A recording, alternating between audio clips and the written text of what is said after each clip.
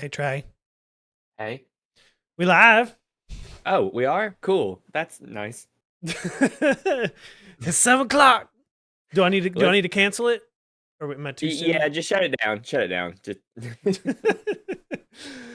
Hey, let's Oh let's let's take a break for like 2 years and then we'll come back and do another one. yeah, no, that sounds on Totally par. like what we should definitely do. Yeah, yeah, yeah, yeah. Well, here we are. Here we are. Yeah, yeah. Sorry, I'm looking at all my OBS stuff to Yeah, make sure I'm making sure everything's. my stuff looks okay. Yep. Well, I put a little spot in between our heads for chat this week because chat was blowing up last week, and it'd be Yeah. funny if nobody showed up this week to Yeah. to fill Yeah. in that gap. Oh man. But introductions, welcome to your favorite two bearded podcast, Two Beards Say. Are we officially calling this a podcast? I mean, I mean, this is what a podcast is. yeah, I guess Just so. because we're not on podcasting platforms doesn't really mean much. Yeah. Well, I guess we could do that too if we wanted to. Um, Quite simple. We did yeah. it before with um Don't hurt my favorite feelings, terrain. That Trey. was it. I was Okay. like, what the heck was our show? Don't hurt my feelings, Trey. I was like, we did a whole show. What was it?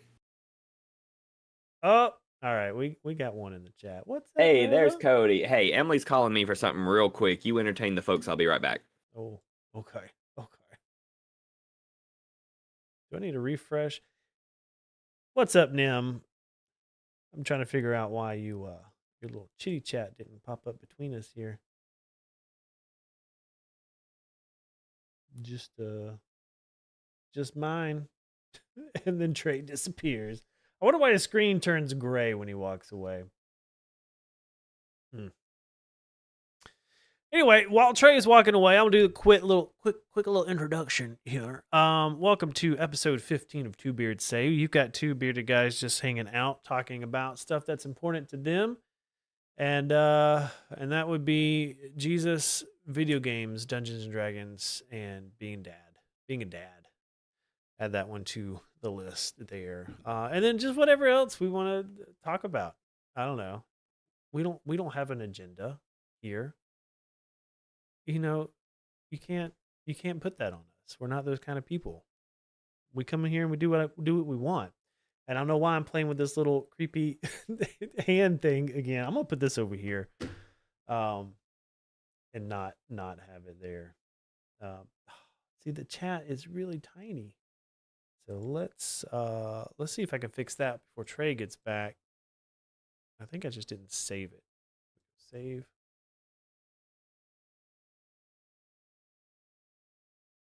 Okay. So now I'm pretty sure it will be a lot bigger there in between us. Anyway, chilling at work at 7. You get that third shift life? What? Um. All right, it's coming along. Here we go. Just bump it up a little bit so that first. What's your favorite D&D 5e module? That is a good question, and I'm going to say the only one that I've ever played. Why is this over here? And that is that is the starter box, the OG starter box, the Lost Mines of Fendelver. I think that's how you pronounce it. Is the only one I've ever ran or been through, and I gotta say I didn't finish it ever.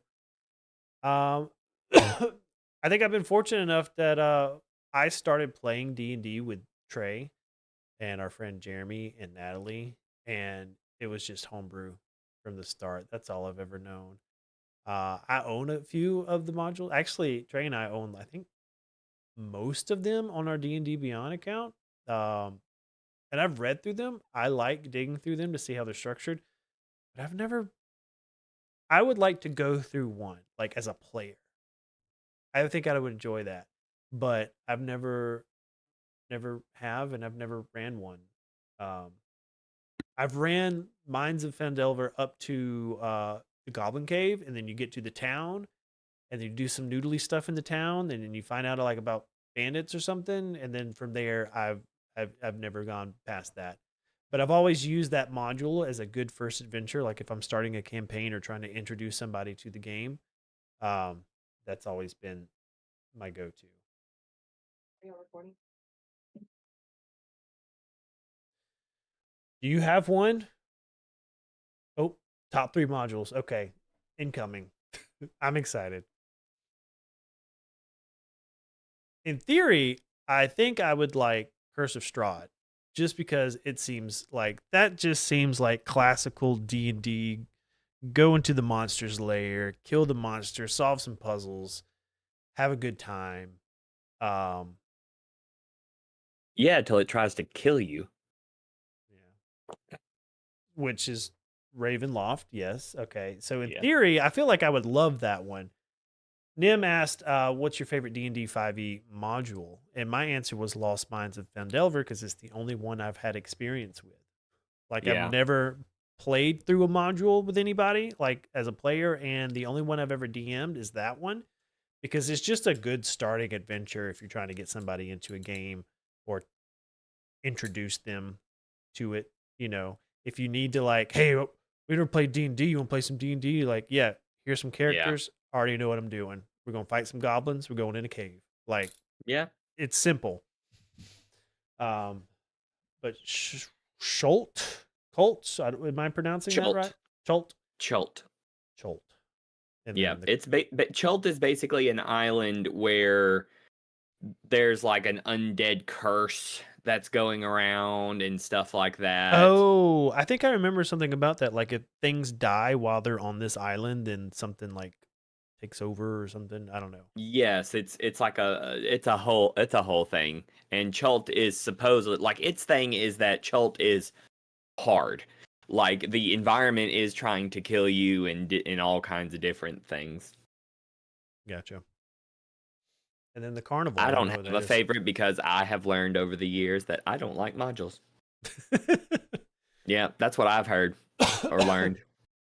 Just not a fan. And I've ran a few because they're too stressful. When I have a module, I'm like, is this right? What like unless you have it actually memorized, it's more stressful. I would rather yeah, so Alabama, correct. Chult is Alabama.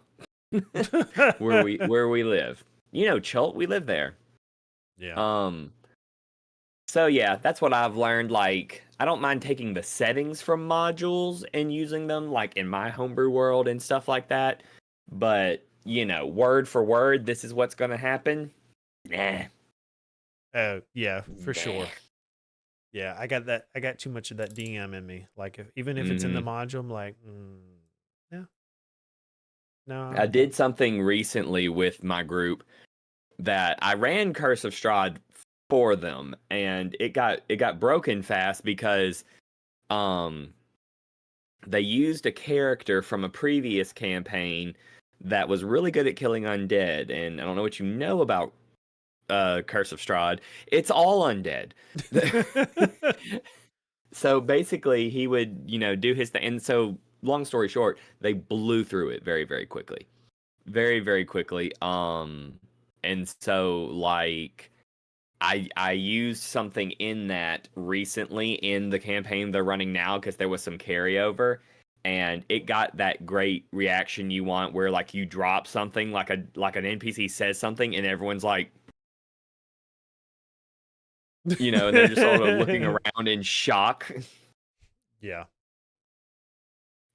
Yeah, it was Cody in the chat. He said, "Yeah, so sorry about that." Still. Yeah. It was not his intention. He made a character stumbled across a dynamic combination of paladin and rogue. Oof. Yeah, and wrecked shop when it came to undead stuff. So wasn't his fault, but he will tell you he was good for one round. So he would go do his thing, and if it didn't die, he's done. He's like, that's it. That's it. Hope y'all can kill it. That's funny. Yeah, Oh. but it was a good time, and now we're actually getting close to the semi end. Sorry if anyone's in my chat, but I think y'all kind of figured it out last session. We're getting kind of close to the end game of this particular campaign that I homebrewed. And so I'm like, I'm gonna actually finish one of my campaigns. I don't know. What do I do? That's awesome. Yeah. And they're gonna do it before hitting level 20. Oh wow. Good. Because if they hit level 20, it's just like you're as a DM, you're just holding on for dear life. Like Yes, and I don't it's care like, what I do. Like you guys are gonna like you're just gonna win. Like yeah. I remember Yeah. as my level 20 crew, towards the end of our campaign, there was some time travel, there was some space travel, there was some all sorts of shenanigans. And as they were traveling through the astral plane, one of those astral dreadnoughts showed up, Yes. and Mhm. if they eat you, their stomach's its own demiplane kind of thing. Yeah. And I mean, it's up there, like as far as the CR level goes, and it it scared a couple of them. The wizard went down for a little bit, but other than that, like Oh. they just wrecked shop at level 20. Yep. Like Yeah, really, at a certain point, there's just not much you can throw at them, mostly because there's just not material for it yet. They or really ever don't have ever epic will level be. campaign stuff. Yeah. I No. mean, they've got really powerful stuff. They've got like CR30, but even then, like CR30 plus, the scaling isn't quite there. You know what I'm saying? Yeah. Like, you go up against this CR30 thing, but if you're a group of level 20s, that effectively makes you like level 60 because you're all doing crazy stuff on top of crazy stuff, and it's one creature, you know? So Yeah. unless you're going to dump one CR30 encounter per person, you know, and then you're just basically saying, I never want combat to end. I just want this to go on for the rest of my life, and this is my D&D campaign now. So, nah. Yeah. Yeah. Really the whole of 5e combat is action economy, where like whoever has the most turns is the most deadly. So like if you Correct. got two baddies, you know, they can when it's their turn, they can hit pretty hard if they're high CR, but you get 6 people in there and you know, six turns later and then your overpowered challenge rating Yeah. is Yeah. done. Emily said, I know some of those words. We just went DM hardcore for a bit, using all the slang, the technical Yeah. terms, and all that stuff. Yeah. So basically, what I do if I really want something to challenge my people and I find something and I'm like, I think this would be a level appropriate encounter for the whole group. And then I just give each one of them their own personal thing to fight of that. Oh, And then wow. it gets challenging. And then they're like, oh, okay. Like nothing gets a group's attention than when you actually put the paladin into death saving throws, and then everyone's like, okay. That's fun. Yeah, the last okay, not last session that I had, but the session before that, um my 6-player group are all level 6 and they're on the moon. Just preface that. And this is D&D. This is the high fantasy setting, but they're on the moon. Right, your homebrew of Majora's Mask. Yeah, go ahead. So in my world that I'm currently running, this is not like a long-standing world. This is just something I made for this group, specific for this campaign. It's got an ending, and once it's done, I'll probably like, okay, that was a fun experiment. But it's like set in a world that is like thousands and thousands and thousands and thousands of years after a nuclear apocalypse type thing. And Gotcha. so So you're telling me I don't have to learn this for our common lore. no, this Okay. is outside of that world. Yeah. And but there's old world ruins. So, you know, occasionally you stumble across these old sites, and in my head canon, you know, they haven't dove this deep into the lore, but pre-apocalypse, it was just normal Earth. normal humans, no magic, no nothing like that. But science was like busting, like it was crazy, Yeah. super futuristic, blah blah blah. And because of the nuclear stuff, um, that's where we get our mutations, or creatures, or magic, and blah blah blah. So that's kind of, and there's a fun theory out there that like Skyrim is Fallout, but way flung into the future. Yeah. Same theory. All the radiation and stuff created the magic and the creature. Anyway, Mm-hmm. And somebody Twisted came. the elves and killed the dwarves. How dare you? Then somebody came up with that because in Fallout 4 you can actually find a Nern root. I don't know if you remember those plants from Skyrim Yes. that Yes. sing I basically. got reacquainted when I was doing the Oblivion remake. Oh, that's so fun! I've had Yeah. a good time with that. Because you bring like 30 Nern roots to this one alchemist, and he's like, "That's great. Can you get me 50 more?" And you're like, "Okay." Like, but they were on the moon, and this moon base is like a training facility. And so basically they're fighting a really strong enemy, but it's all basically augmented reality. Like they're in D&D mechanics, they're astral projecting their astral selves into this mhm. simulation and Yeah. fighting. And so basically they can go in there, fight, die, but not really die. And they're fighting a really hard boss for their CR level. And so the cleric went down last time. They actually all went down. They all failed. They all died, and that was fun as a DM being able to kill them without actually killing them. Right. Yeah. And they got kicked out of the simulation. And if you die in the simulation, you take a level of exhaustion. So you can either go in with a level of exhaustion or rest and try again the next day.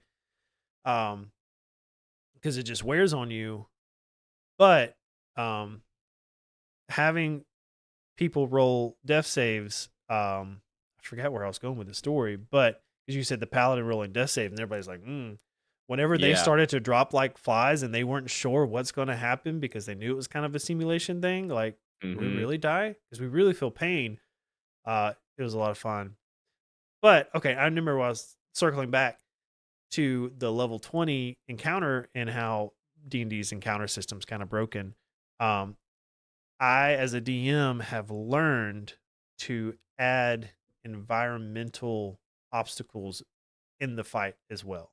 Like, have crap wherever they're at that's just going to trip them up. Obviously, I think me personally, I have an issue with not implementing cover as much as I feel like Yeah.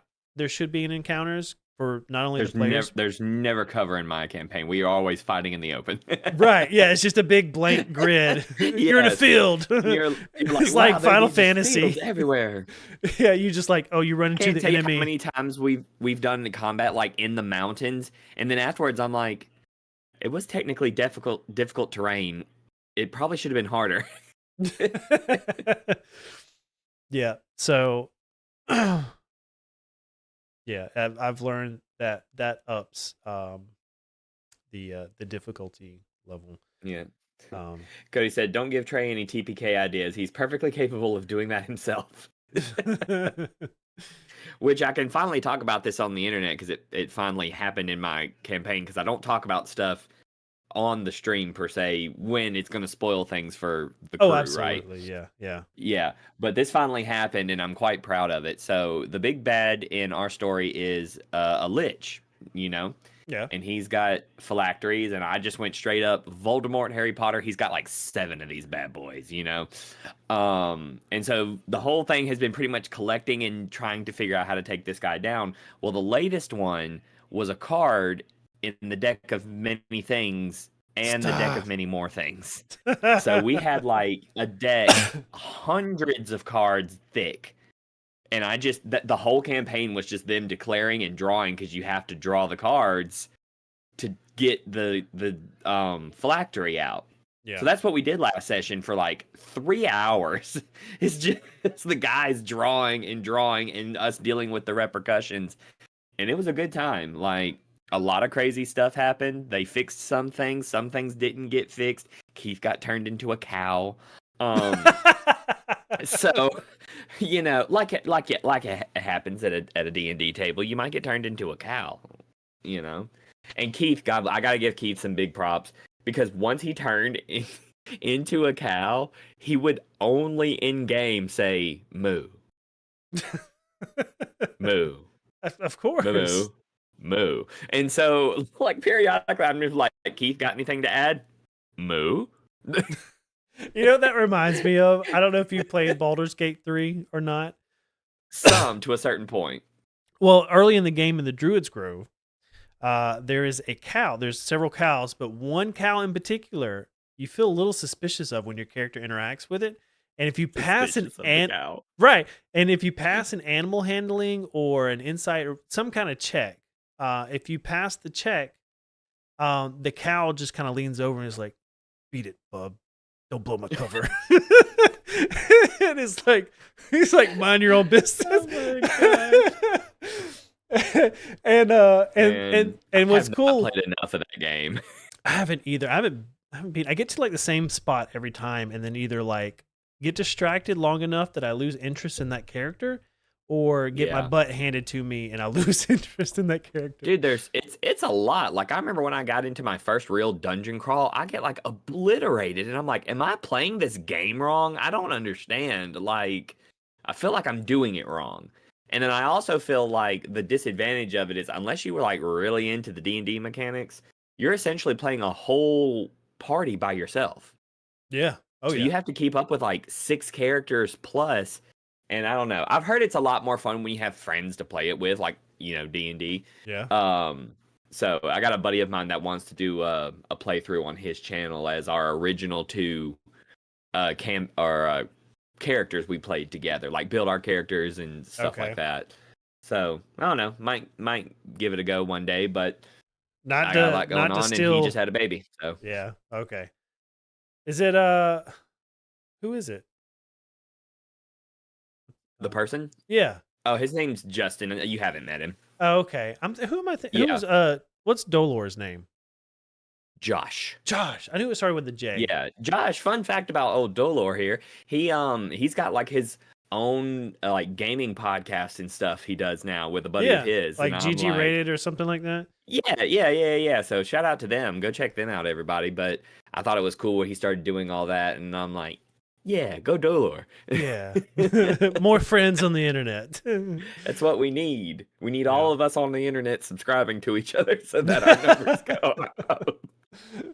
I'm not gonna lie, I like watched the numbers all week. I'm like, Dude, the shorts have been doing pretty decent. well, I'm talking Like, about that first one's got almost 1,000. the shorts have been doing great. But I'm talking about the subscriber count. It did not budge Oh, well, one. That did not budge at all. Did not No. budge at all. But it's fine. In fact, I was watching it one day, and then we put out a short, and then we lost one. so I was like, what It's the like, heck? wait, these guys are still no.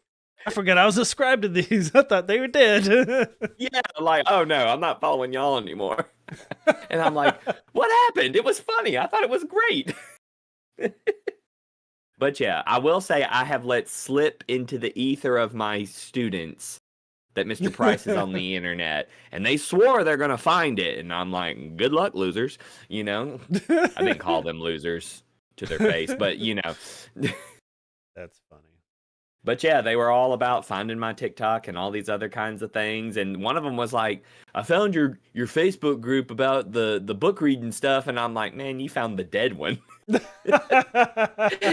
You found Bearded Book Club. That got shut down by Audible. That's gone, man. Like, step up your game.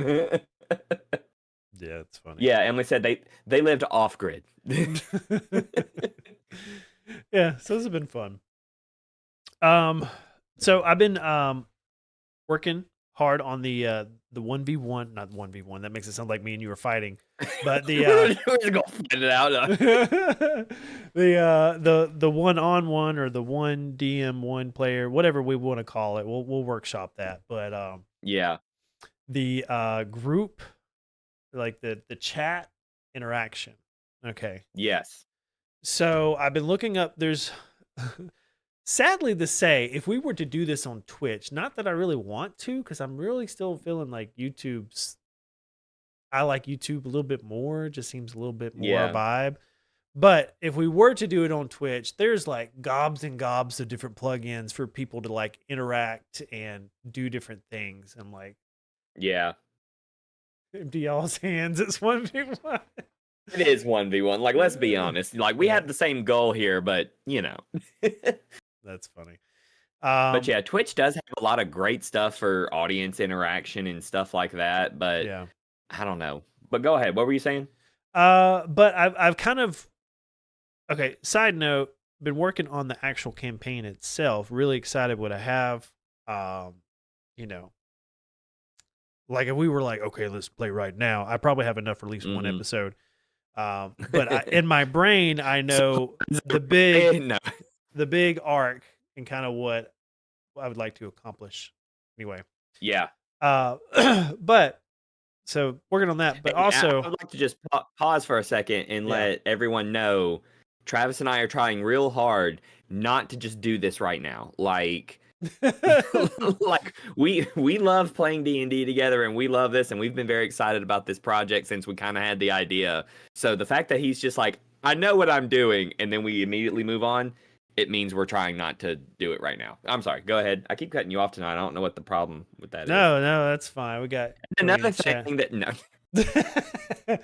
Cody in chat says Ramcrown's escape, correct? If you're asking kind of the theme, so he's in your campaign. He's familiar with kind of the Ramcrown legacy. Yes. Cody is Okay. very familiar with the Ramcrowns. Okay, so as you know, Hadhod Ramcrown, the rightful heir to the throne in the kingdom under the mountain. Correct me if my wordage is incorrect, Trey, but It's all dwarvish to me. yeah. He for I don't know if what's canon as far as how your father was killed and your rightful place stolen. But Mhm. we are going to pick up basically the night before the tragedy. Oh, okay. Yeah. And so we will follow Hadhod Ramcrown as he deals with this and basically starts the early years question mark. You know, we'll see Mhm. what happens and or unfolds, but the early years of his nomadic adventuring life as he's on the Yeah. run, as he's trying to learn the truth about many questions he has, and then you know, and see where that goes. And I have some ideas Yeah. about that. But that's the elevator pitch for the campaign. So Trey will be playing Hadhod Ramcrown. I will be playing the DM and everything else. And Everybody.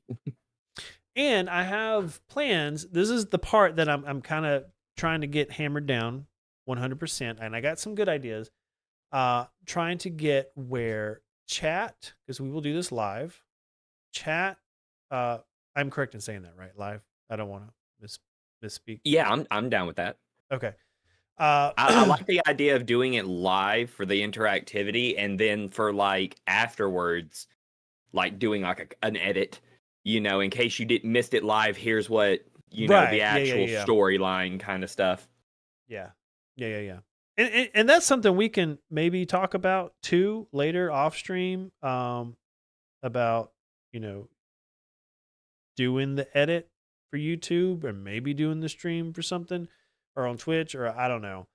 I'm listening. Okay. Because if I were to find something really, really cool, maybe, but at the same time, I still really just want YouTube. Like, I don't want to have to deal with Twitch. Yeah, but we've done so much on YouTube, yeah, and we've yeah, got like hardly anybody on Twitch. One thing we've learned is that it does not translate over. The people that watch you on YouTube are gonna watch you on YouTube. The people that watch like you on Twitch yeah, are gonna watch you on Twitch. Like people are loyal to their platform and they stick to it. yeah. Bentley had a great suggestion, and I probably should have told her to put it in the chat. But are you familiar with like improv comedy and stuff like that? Whose line is it anyway? Yeah. Yeah. Do you ever remember seeing a game called Lines from a Pocket? I can probably get the premise just from the title. Basically, the idea is that the audience gives you things you got to work into the thing, and you just sort of have them. So Emily's idea is that would be funny is if people donated or something like that and gave us something we had to work into to dialogue at some point in the evening. But you can't just say it and move on. You have to like try to make it make sense, you I know? gotcha. Yeah. Fit it into the discourse of Yeah. what's going on. Yeah. So I like the obviously, idea of people buying Hadhod magic items. okay. Well, this is my idea. Let me lay this out. So I think part of the story of the campaign, and I don't want to go into too much detail because I don't want to ruin anything for you or chat, but Hadhod has a unseen what's the word when you're like you invest in somebody or um Protege? no, protege is somebody who's like wants to be like you, right? Right, they're learning from you. No, I'm talking about like an unseen somebody who's watching out for you. Oh, a patron. There we go. An unseen patron. Yeah, Yes. but not a warlock patron, right? No. Okay, It's I was about to say somebody. because it does not fit in the Hadhod MO at all. No. I'm not making Hadhod a warlock. I'm good. I'm not that good, Travis. I don't know how we're gonna spin that one. But there's I have an idea of an unseen patron who you know could be anyway, I'm just gonna leave it at that. But I want Yeah. part of that to be chat. So let's say chat. Yeah, Emily's Here's got the right idea. Make it like Hunger Games where you can sponsor Hadhod as he tries to stay alive. well, kinda. So like if you're Yeah. if you're in a dungeon working through a cave, you're lost or whatever, you're kind of if chat can, let's say, accumulate some points by liking the stream, getting a bunch of points by subscribing, okay? And say, "Oh, hey, you hit 10 points." Well, then this is kind of silly, but it's just a rough idea. 10 points gets you a spin on the wheel of fate. And whatever it lands on, the patron might somehow, make a potion of healing appear in the next body you loot. Or What could go wrong? Or Hadhod is down to 3 arrows. Maybe he finds a couple more arrows to have in his little quiver. Some way for chat to Takes be note. that Buy a bow. It would definitely be interesting to have that kind of influence for it. And I think we can hammer it out and kind of come up with things. Right. And basically, I think what it boils down to is what does the chat want? Like, what do they want, to be able to do for Hadhod and stuff like that. Another thing I like is a buddy of mine is part of a show, and you can actually choose to like, I think they call it Wheel and Woe from that spell, and it's like you can give like a hero point, which is like inspiration, or you could give the DM a point where he can use it against them and stuff like that, So it's sort of like, do you want it to, is it boring? Do we need to shake it up and get it difficult? Or do we need to, help Hadhod out because we feel sorry for his little bearded self? Yeah. So that's my rough idea for the chat interaction. And like I said, on Twitch, there's lots of really cool plugins that can measure and have on-screen, visual elements to like, see how many points chat has accumulated or see, whatever. I am finding some things like that for YouTube. I just have to do some more digging, really, and just kind of see what I can find. YouTube definitely has more than it's had before. Yeah. When we did Bearded Book Club, one of the things we did when we had like memberships and stuff is that you get the little badges that like increase. You got to get the artwork for them, but like we had like a cup of tea and it was like basic. And if you were a member for so long, it got more and more elaborate, Yeah. So Yeah. there is stuff out there. Yeah. And then once we do hit that point where 1,000 subscribers, we get members and super chats and stuff, definitely will have a big impact on the campaign. So that's kind of where my head's at on that. And so I think it's a neat idea. I think it'd be a cool stream, a cool interactive way to do D&D. At least try it. Never hurts. Yeah. Yeah.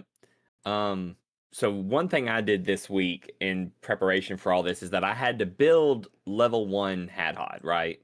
Yeah.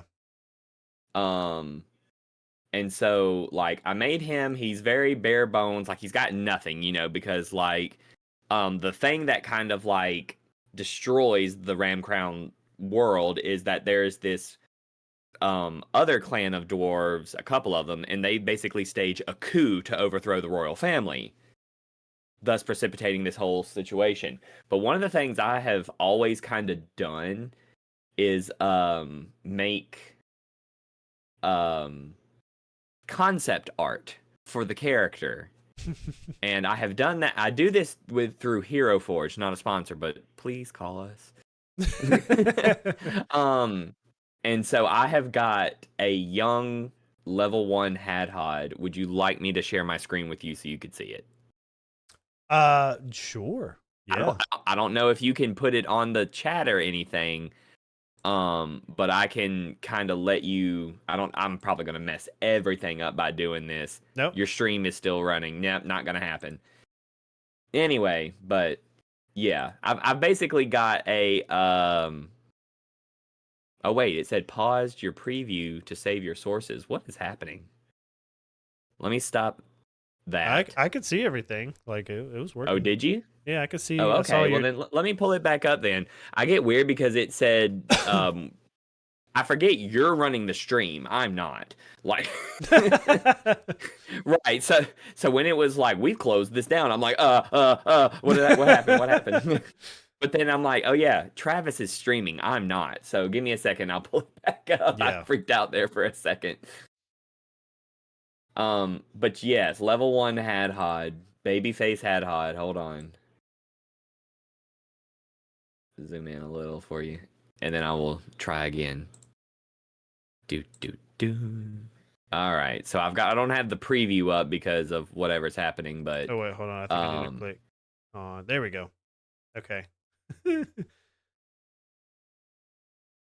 oh, all kinds of stuff is happening on the stream. Everybody's along for the ride right now. We're streaming the stream that's streaming. Yep, it's super meta right now. All right. Yeah, so we're gonna start forming the tunnel that's just gonna keep going deeper and deeper. Yes. The tunnel. Secret tunnel. So are you... All right, so can you pull up the menu? Yeah, click on there. That it? Yep. Oh god. Yeah. Okay. Oh wait, what are you seeing? I'm seeing Hadhod on his knees clenching fist. Yes, but this is young babyface Hadhod, barely like 100 years old, really. That's awesome. Give him a little spin. See what's going on. Okay. Basic tunic, because basically he doesn't have anything. Like he's got a little hammer, a throwing hammer, which is like a ball peen hammer. His war hammer, quote unquote, on his back, and then he's got an axe in there somewhere. It doesn't translate well with him kneeling, but yeah. Just, you knew him with long hair, long beard. Yeah. But what you got here is a very angry, vowing revenge kind of thing. I like it. Yep. And so... and the only reason I make all these miniatures is so that I can get a decent profile picture on the character on D&D Beyond. Nice. Because I hate their stock photos. They're so generic, Yeah.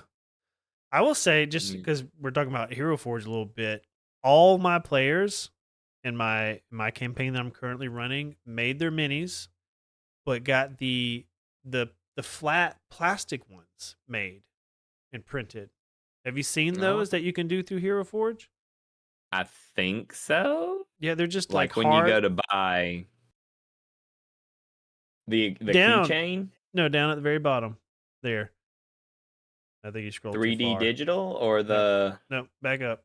Back up. It was at the bottom, right there in the middle. The dragon wings. You see those little colors? There we color? go. Oh, color stand E. Yeah, because they ship Oh, real fast and they're yeah. only $12.99, but they're like double sided. So like the front has your The front front and the back has the back, and Okay. And then you take a picture of it, like this is his front, this is the back. Okay. yeah, yeah, and they're really cool. Like, yeah, they're just I get classic. it. Yeah. Well, that's pretty dope. Not gonna lie. Left and right for the side to side. Yeah. All right. You know what? Good for you, Hero Forge. That's great. Yep. But anyway, there's your concept art for Hadhod for this upcoming show we're going to be doing. Yeah, that's fun. I like it. Okay, so you made level 1 Hadhod. What class is Yes. he? He is a fighter. Okay, I figured. Like just straight up fighter. The higher level Hadhod has multiple things going Right. on, but when he starts out, he is just a fighter. Yeah. So would you say level 1 Hadhod has any formal combat training? Okay, because really considering he's a prince, right? Yes. Okay. So, Yeah. what kind of lifestyle did Hadhod have pre-coup? He was a prince. He wanted for nothing, but he is a dwarvish prince, so of course he has skills. He was giving fighter training. Has he ever seen combat? Absolutely not. You train your prince, but he doesn't really do things, Right. So he has trained and he's sparred, and he might have one or two dudes that would actually spar with him, but everybody else kind of, let him win and things like that. He's got rudimentary fighting training, but I wouldn't call him a soldier, put it to you that way. Yeah. And he can do like blacksmithing, brewing, the basic dwarvish skills. I was going to say, I think, as all dwarves pretty much can to some degree. Yeah. He's got basic dwarvish skills, but knowing anything about the world and what combat is actually like, I'll put it this way, he's never killed anybody. He's never had to actually fight for his life. The coup was like a big thing for him. So I love that you're starting out like right before it happens, Yeah. So yeah. Okay. So earlier I said King Under the Mountain. I was just, very generic Lord of the Rings term. What is the kingdom of Hadhod like, though? Like, what is that? The Ramcrown kingdom, it's not even called like in my world, the dwarves have a clan hierarchy. There are noble clans, the nobility, and then other lesser clans swear fealty to them. So you've got this group, and one of the noble groups obviously is the royal clan, the Ramcrowns, and they are, kings and queens throughout the dynasty, however far back we want to say they went. And so their official title is just king and or queen, depending on who was in charge of what. Traditionally, the name does not get changed because it's the royal name. So queens don't become other names. That's not how the dwarves in my world really work. But are you talking about as in like if you were born a Ramcrown, like you don't take another clan you name? are a Ramcrown. Gotcha. Like if a daughter of the Ramcrown clan marries somebody else, if she's not in line for the throne, she could choose to take her husband's clan name if she wants. It's it's whatever. But if you're like the lineage, you don't really change your name, Of course, after the coup, it's not a good name to have, so everyone has fake names and stuff like that. So we can explore that option and all those other kinds of things. But if there was like further back, say a Ramcrown queen, her husband, he kept his name. He didn't become a Ramcrown, but she was Queen Ramcrown. You know what I'm saying? Yeah. And her kids took her name. It's sort of like a preservation of the royalty, but their official title is king, queen. Their kingdom is the Dwarvish Kingdom. They are the supreme rulers or the royal clan of the Dwarvish people. And basically the coup is a couple of those nobility clans banded together to say we don't want them, we want to be kings and stuff like that. So in a nutshell, that's kind of how it works. Gotcha. So physically though, like kingdom, what is that like? I mean, is it in a mountain? Is it out of a mountain? Yes. Yes, and in Hadhod's homeland, it's this huge and when I say huge, I mean massive, like Australia big island continent. And in the very center is a giant mountain, and that mountain is pretty much where the kingdom is, and the range around it. The main city is I think I called it Terra Firma or something like that. And then basically like there's that mountain that's like the capital city where the royal clan usually sits and stuff like that. And then the other noble clans have clan halls spread out in the land and things of that nature. Gotcha. Okay, cool. And I have a huge document I can share with you if you want it. That would probably be good because I will have lots of questions, and those were some of them that I just wanted to kind of get my head wrapped around a little better. Yeah, I'm so pumped. Hey, even if this like just we get 2-3 views or whatever, like I'm so excited to explore this story, and like this little part of Hadhod's life, and really to have it like archived on the internet forever, basically. Yeah. Like I think it's even if nobody watched it, it's like Right. this was Well, really like I cool. said, I'm like glad I did this. Yeah, some people who know this character and have interacted with this character, I think will be interested because, like, I don't know why, but Hadhod has always kind of like stuck out to people. Like I told you, some of my friends like they have the Ramcrown clan in their homebrew worlds. Like, Yeah. it is a staple dwarf name now for them. So I think it's gonna be like some people will be interested. I don't know about always watching live, but I know some people that'll be like, I want to know this story. I want to know what happened. Yeah. I'm trying to figure out how to share this thingy. Here we go. Do you want a link or do you want me to email it to you? What is it? Just a document? Is it that notebook thing or? It is workflowy. You know what workflowy is? No. I wonder if it's an something infinite like bulleted list. Oh. Have you ever seen Notion? Here. Seen what? Notion? Notion? No. I've seen a bunch of different things Oh, to help keep up with stuff. Yeah. Notion's been But my I just go-to dropped you the for- link, so if you wanted to pull it up and kind of look through it, you can, and I can explain anything. But Okay. don't give all my secrets away to the internet. No, I'm not gonna pull it up now. I'm gonna look at it later. Peruse it later. Yeah. Yeah, but any questions you have, I can fill it in, and I want to talk more about it, but I don't want to spoil anything for anybody for the show and stuff like that.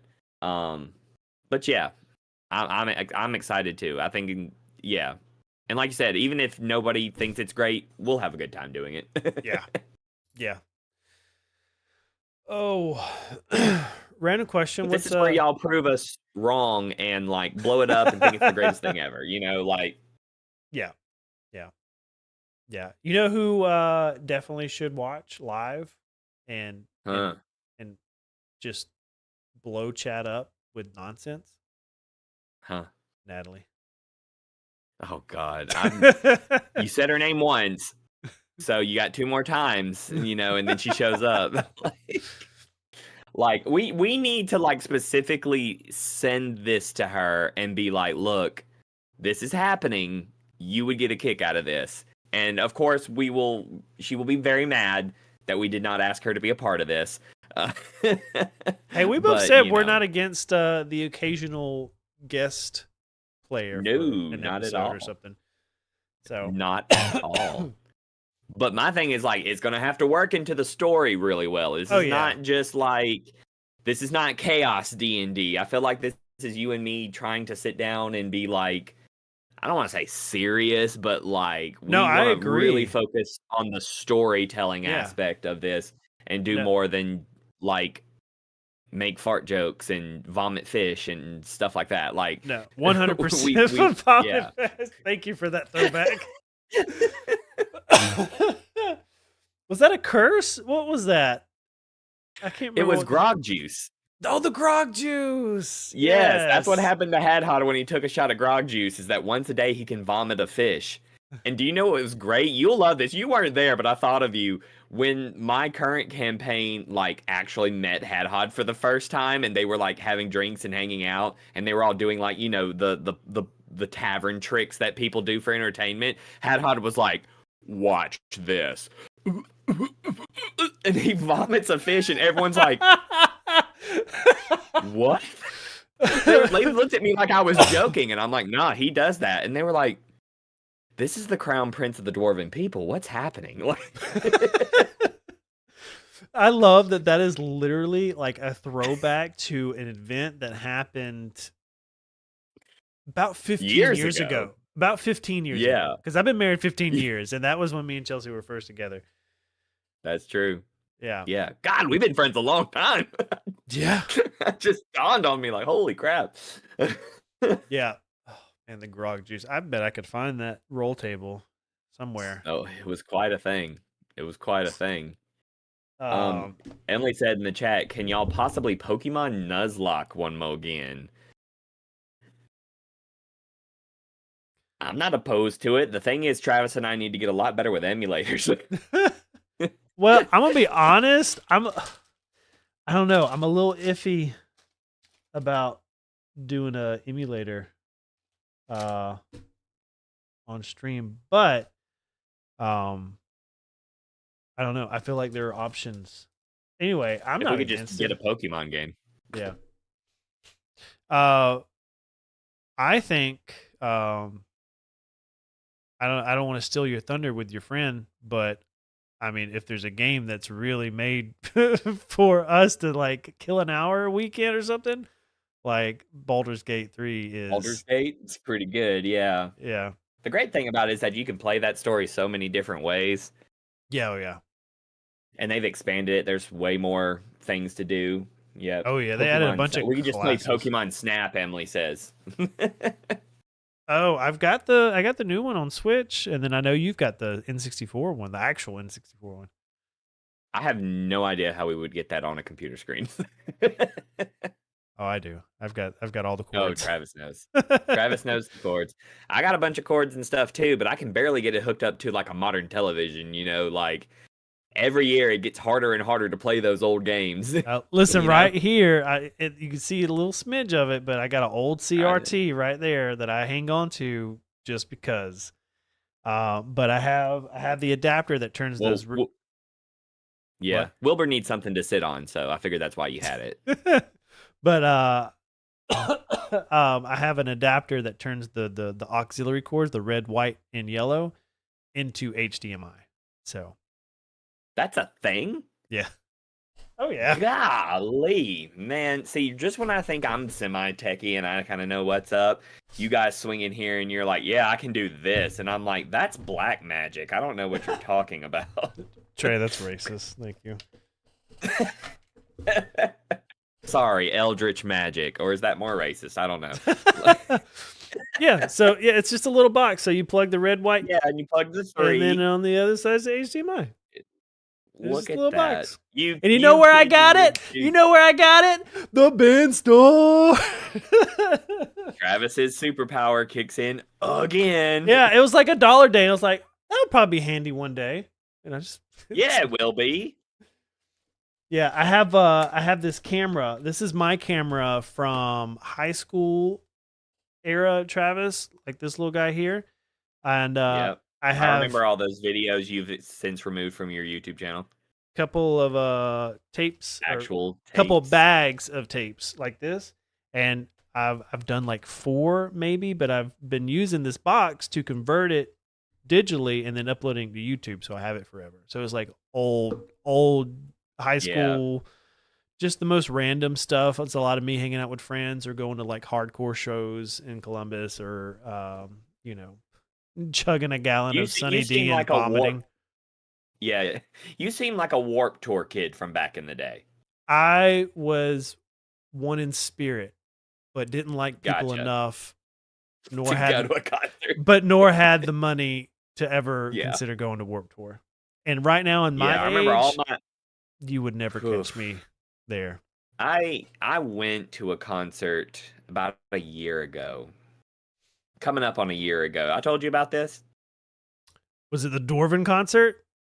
Yes, I went to a Dwarvish metal concert.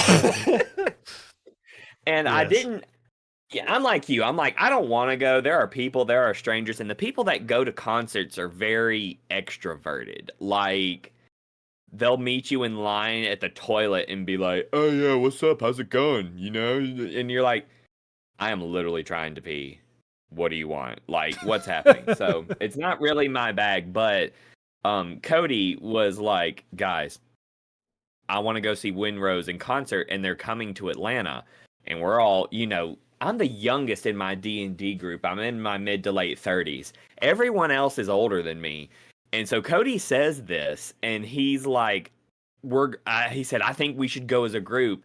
And of course, all of us old dudes are like, I like that. Like, we all like them and we like the band. We're like, "That's cool." And I don't know. And Cody's like, "I bought tickets. You're all going." And I'm like,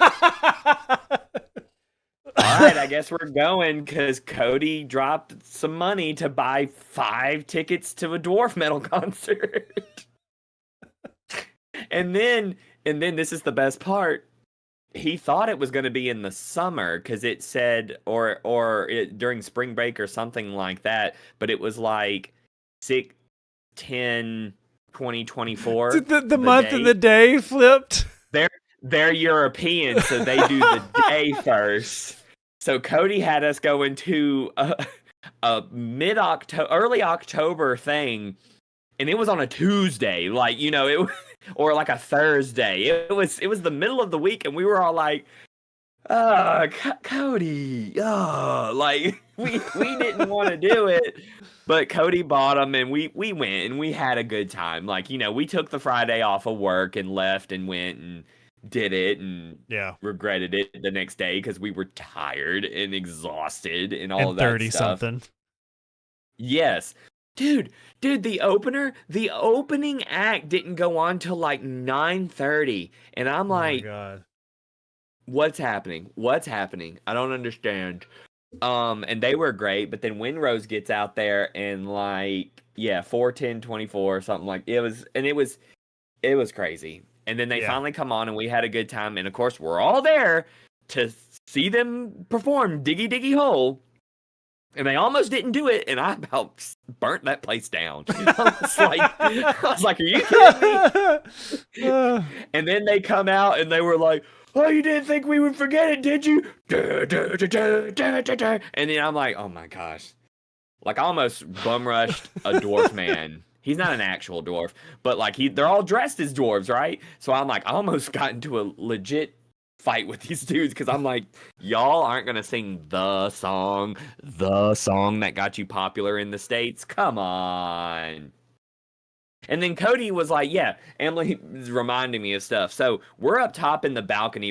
It's not a huge venue, but we're up top where we can kind of chill and have space and stuff like that. Yeah. Cody leans over to me at a certain point and goes, "I think I want to go down into the mosh pit." And I said, "No." No. And he's like, "I think I really want to." And I'm like, "Cody, no." And then he's like, "Yeah, I'm going to go." And he leaves and he goes downstairs. And then we've got video of, because Jeff went with us and he's like recording. He's a great documentarian of all things wonderful. So at one point, we've got this video of Cody. It's from up top, and Cody's down in the middle. And he's older than everybody else there, pretty much. Like, we are the oldest people there. And so Cody is trying to teach a bunch of kids, a bunch of Gen Zers, how to mosh pit properly. So we've got video of Cody, and he's like throwing little people around and trying to get them to circle up, and he's like, circle, circle, and they're like, what? And he just starts pushing people, and he eventually gets it going. It's hilarious. The clip is so great. We look at it now on an annual basis and remember when, but Cody comes back and he is drenched in sweat from head to toe. Not a dry spot on this man. And he's like, I think that was a bad idea. And I'm like, probably. But we had a good time, and all of that great stuff, and it was memorable. I can tell you that it was memorable. Tell you what, that story is going to be short this week. That's for sure. Yep. Get ready, Cody, because you're in the shorts this week. Oh man, yeah. The last concert that I went to, is the next. Okay, so I've been to two pretty big ones in the past couple years. I took Nona.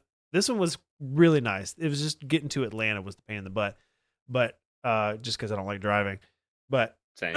saw Third Eye Blind in concert in Atlanta, and for my daughter's birthday, because that was one of my favorite bands in high school, and she's really taken a liking to them. Anyway, so we went and saw them. Fantastic concert. It was like an outdoor amphitheater set up, and we were like up on a hill on some chairs and some blankets, and it was nighttime, and it was pretty, and it was comfortable, and it was great time. And then her wasn't sister, a dungeon for mine, but go ahead. right? Yeah, and her sister lives in Atlanta, so we were able to go and crash. And anyway, it was Oh, that's nice. See, you're so much smarter about things than I am. Like, we got a hotel room and died. yeah. But the one before that, I went and saw Breaking Benjamin because they came to Dothan. Right. I was about to say, y'all are getting some pretty We up there were people in there for a Dothan. while. Ain't nothing that I like came, but they have. We've got two venues. We got the Civic Center and the Plant, I think is what it's called. It's an outdoor venue, and yeah, they've been really good. And I think it's kind of slowed down because they're like completely redoing downtown Dothan right now. Like, Yes. it's yeah. all dug up. It's crazy. But I got there, bought my ticket online. I almost bought one for Nona because she was kind of interested. And at this point, she had never been to a big concert. So the Third Eye Blind was her first one. But I bought one just for myself, and I went and I made sure I got like the floor. And Oh, okay, great in theory. yes. You know who's on the floor, Travis? Everybody else. Yes. So I got there early. It just happened to be, I didn't have anything going on that day. I went there early, got in line. I was up against the rail, dead center, right below the stage. Like, if you want to be standing next to the stage, you could not have gotten a better spot. I had it. I was it. I was the man. Like, it was You fantastic. were the guy on all the YouTube clips. Right. But I stood there for probably 2-3 hours because of the three openers before we even got to Breaking Benjamin. And openers. yeah, they had three. One of them was Daltrey, which is a pretty big band. Like, they're I think anyway. So and like another one was like some of the members from Breaking Benjamin kind of did something like their own kind of thing. Like the guitarist was like the lead singer or something. I don't know. And I forget what the other person was. But anyway, yeah, it was multiple performances, and then Breaking Benjamin was the headliner at the end. And the whole time I'm like, obviously I'm on the floor. I'm right there next to the speakers, and I am dying. Like, my 37-year-old ears are dying. And so they've got, the rail, some gap, and then the stage. And in the gap, there's security guards walking back and forth. And they've got these earplugs in, just old earplugs. It's got the little cord that goes around. You can put it behind your neck or whatever. Just very basic. And the security guard, he was probably a little younger than I was, and it seemed like a cool dude. And he had some in, and then like this older guy came and brought him some, he was like, here you go. I was like, no, I got some in. They're yelling over the band, and he just sets them on the speaker. And I drooled over those earplugs for about an hour. And Uh, I kept looking at the guy, and I was like looking at him and looking at him and making eye contact. And he's like, no, man. I was like, oh, come on. please. I'm And he's like, dying. no, man. And then finally Breaking Benjamin starts up. And I was just like, dude, please let me have those earplugs. I am begging you. And he's like, all right, fine. And he gives them to me. And I had the best time after that. Like, I put them in. I was front stage. It was like, I mean, it was a phenomenal show. They did all their great songs, like their best stuff. I'm a huge Breaking Benjamin fan. Anyway, so it was a great show. But I tell you, I slept for like a day afterwards because my body hurt. It was kind of a cool experience though, because next to me at the handrail was a guy in a wheelchair. So he was like, anyway, had really cool conversations with him. But I did have a wheelchair wheel like digging into my leg for a good bit of the show. Anyway, but So yeah. he was standing on your foot. But Concert. I would turn around every once in a while and see those balcony seats and see these old people just sitting there being comfortable. And I was like, that's where I'm supposed to be. I'm not a front row guy anymore.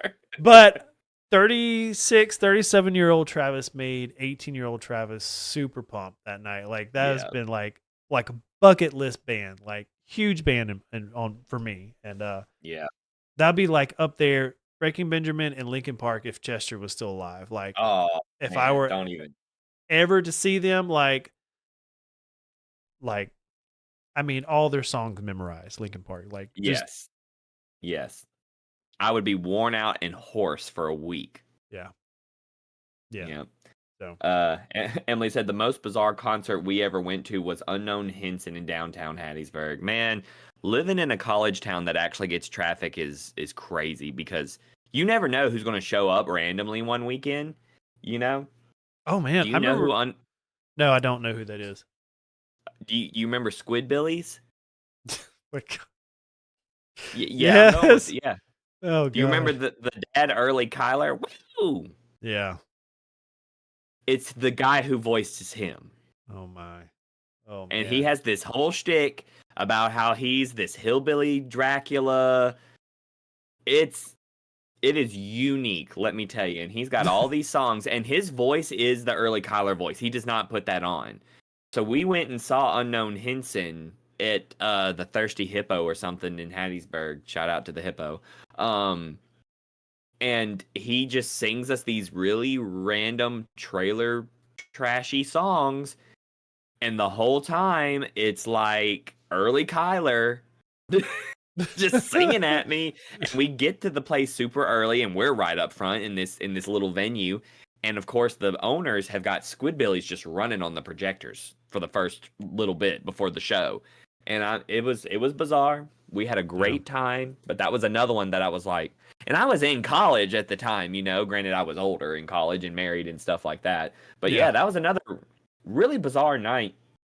Emily said, now you know how the little old ladies at church feel when they tell the sound guy that it's too loud. Yeah, pretty much. It was Benny's Boom Boom Room. Sorry, everybody. It was Benny's Boom Boom Room. Not the Hippo? Not the Thirsty Hippo. I know if you're not if you've never lived in Hattiesburg, none of that makes sense to you. But the people who know, they're like, oh yeah. Oh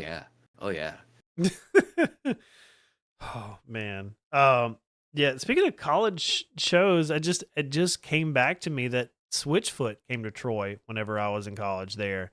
And that was a fantastic show. Like it was really good. Switchfoot is just great. Anyway, but the venue that I used to go to when I was in high school, like 16, 17, 18, it was called The Core. And it's like it's somewhat sponsored by some church affiliation thing. But it was a venue and it was like, okay, you've been in my shed. Okay. So take two of those, put them together, just, okay, flat open place, one side of the room, the band's there, and then any other open space, 16 to Is a 18-year-old person. kids. Yeah. God. And you would get these heavy metal screamo, like, I don't, this is gonna be like a deep cut, but like if you know like Maylene and the Sons of Disaster, okay, I vaguely know. Yeah. their lead singer used to be the screaming guy for Under Oath. Which is, his name's Dallas. And then he broke off and made this heavy metal. It's like if like Sweet Home Alabama met, I don't know, Ramstein or something. It's like I mean, the most country heavy metal screaming stuff, and it's like I it's just like hear Ramstein like Der Hast, y'all. okay, Ramstein may have not been the best, but I'm just thinking of a like that, kind of thing. That deep guttural sound that was But- very big when we were younger. Like if you Yeah. weren't making your pig squeals on a very deep register, you weren't making music. Yeah, but it's like, I mean, me and my friends would go in a field on a Saturday and shoot guns and play Maylene and the Sons of Disaster because it was like Southern, but it was like heavy metal, and it was the best experience ever. We would just shoot cabbages and Coke bottles and clay pigeons, and it was fantastic. It was the best. Every week I'm like, is Travis gonna get me? And then you just spout out beauty like that. We would just blare it and shoot cabbages. And it wouldn't be from like a stereo or somebody. It would be whoever's car we drove up in. We just open all the car doors and open just the doors and and I blare it, pop yeah. in my CD yeah. and play Maylene and the Sons of Death. But it would be, so going back to Cody. Paint the scene though, Travis. You pulled it from your visor holder. No. Your CD. I had that. Or did you have a case? Oh, I had a case. I had a fat case. You had Hey, a Bible case. It was like the two. So every page had one, and you turn it over and it's front and back. Okay, full. And whenever I worked at Walmart in Troy, somebody broke into my car and stole my CDs, and I was like, and I worked there, and they would not let me look at the cameras. Like, no, you got to file a police report before we can let you look at the cameras. I'm like, I'm not. That means they stole your CDs. Walmart stole my CD. See that, and that's why the Nelsons will never move back to the town I live in. They're like, I want them to be my neighbors so bad, but they just won't do it. They just won't do it. All because of that. Thanks, Troy Walmart. Yeah, that's the reason. Yeah. Oh my God, dude, the internet would be we would be an unstoppable force on the internet if we were neighbors. Like, oh yeah, our wives would wonder where their husbands are at because we'd be like making the content, doing the thing. Yeah, it'd be happening constantly. Plans though, if y'all moved into one of these houses next door, like if you moved into that one right over there, I know y'all don't know where I'm pointing, but if you were in the adjacent house, you and I could clear a space in that bamboo thicket and have like our own little area that's like common ground, Man, we would have hit 1,000 like decades ago. Yeah, we would just sit around in rocking chairs in between the bamboo and just do this. Yeah, pretty much. Man, that would be a great scene for a show. Us in rocking chairs in a bamboo thicket on a porch. just.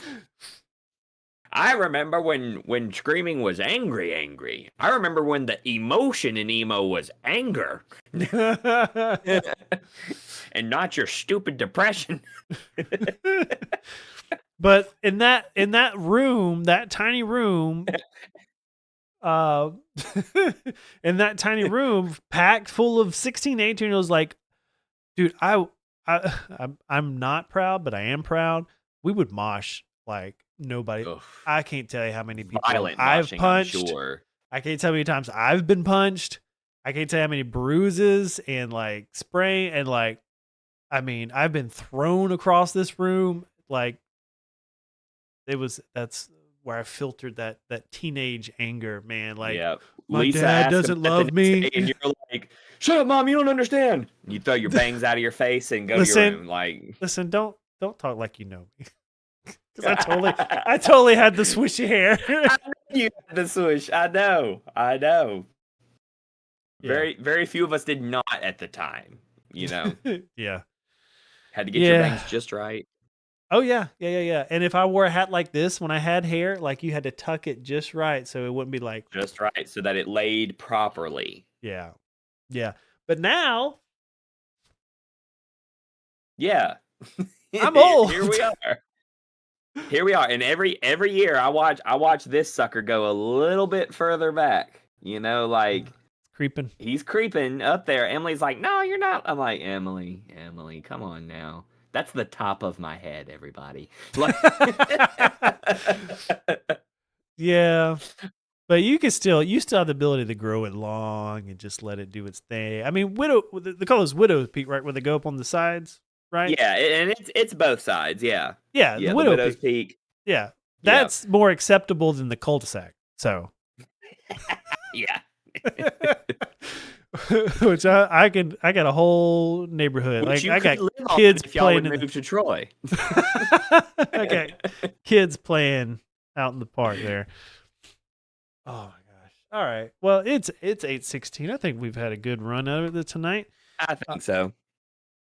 I think I'm Do gonna we have a title plan for next week?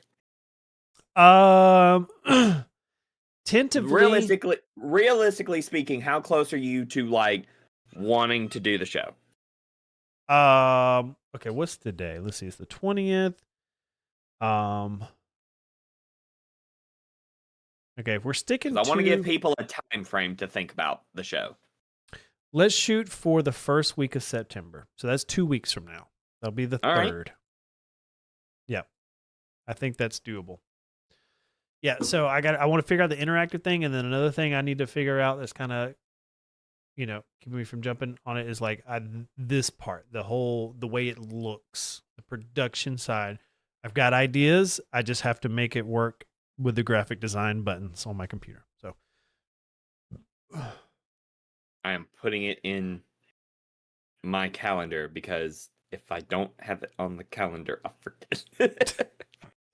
dude, my wife really wanted this skylight calendar that's like up on our wall. It's like this huge interactive calendar.